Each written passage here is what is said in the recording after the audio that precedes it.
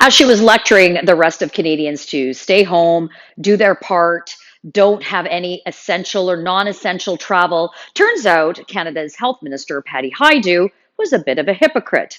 As Blacklock's reporter revealed this week, turns out that Patty HAJDU not only once, twice, but four separate occasions was traveling between Ottawa and Thunder Bay in her home riding.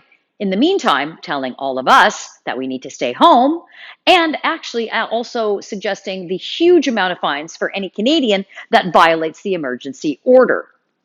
Turns out Ms. HAJDU really has a penchant for some of this high flying. She's the same minister that a number of years ago, in 2016, was also bilking taxpayers for $1 million in renovations for her office when she was presented with a $400,000 option to renovate her office. But back to the hypocrisy of our health minister. So she didn't really actually have any essential duties to go to when she was in her riding. We could only see that she had a couple of Zoom meetings and a Skype call and a radio call, all of which could have been done from her office in Ottawa where she was, because the rest of us has stayed home. The rest of us did the online schooling, work. We did it all. But this just goes to show you that for not only the Prime Minister, also a hypocrite, but now the Health Minister, asking us as Canadians to stay home and keep locked down, they had no clue what it was exactly that they were asking us to do, nor had an understanding of it. And we don't know quite the amount of money that it would have cost for Patty HAJDU to fly by herself to and from Ottawa and her riding in Thunder Bay.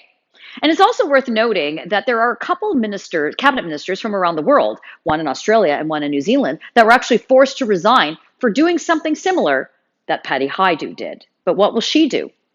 Probably nothing. She probably won't be held accountable for it. But the rest of us Canadians, we face fines, we face reprimand, we face punishment. So I would also like to point out that on one of these trips of hers, Patty HAJDU tweeted on Easter weekend, "It's time to spend time with the family, maybe do a call, maybe do a video chat, because we can't see each other." And in the meantime, she was at her home riding in Thunder Bay with her family. I would be remiss to not mention that this is also the same minister that told us shutting our borders down would do absolutely nothing.